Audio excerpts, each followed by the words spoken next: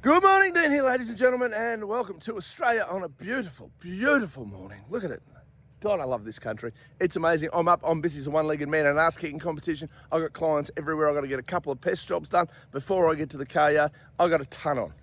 But I always got to make time to remind the communist, lunatic, socialist, extreme dickheads in this country that I'm not going anywhere.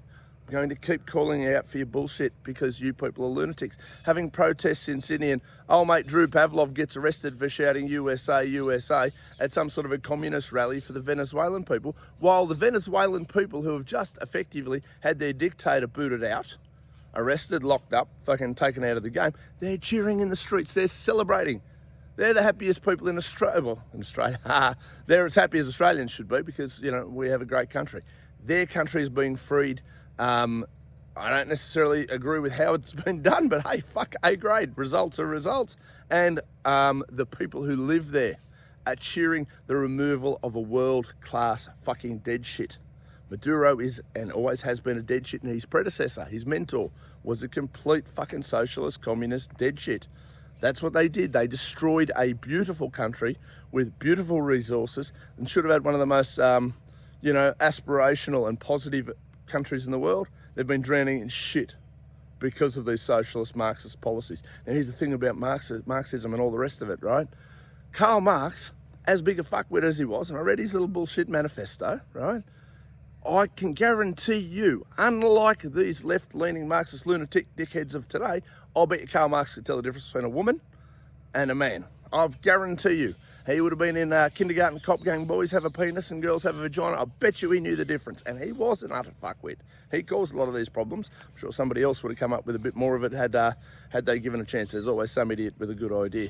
But on the other side of the equation, extreme terrorist dickhead-led organisation in Iran, the Ayatollah Khomeini, he's currently shitting bricks because after years and years and years, decades of him and his little fucking cronies, his gang, his extreme fucking Islamist fucking psychos, you know, stoning women to death is okay, beating them to death is okay, have 4 wives and do as your husband says, and marry prepubescent girls if you deem them fit.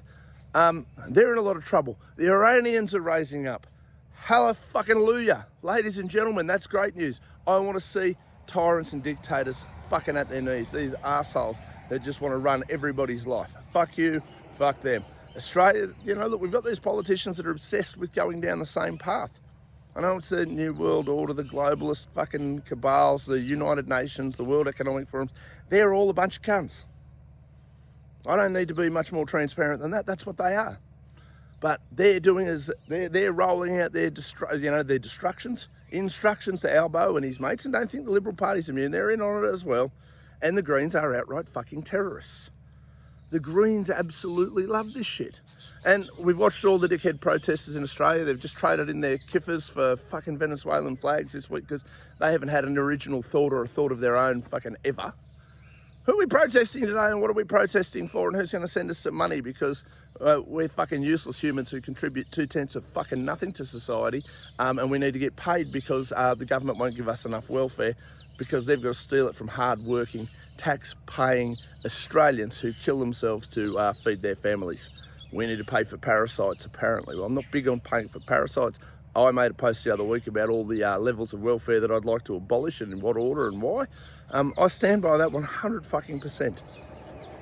If you don't go out and work and do not contribute and do not make yourself useful, I've got no problem if you starve.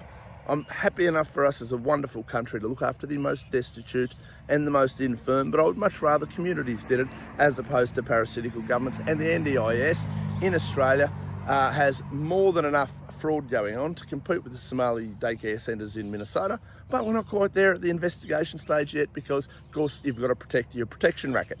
Ladies and gentlemen, have a fucking great day, and look, don't be too upset about this Maduro thing. Maduro was a cunt. He is a cunt.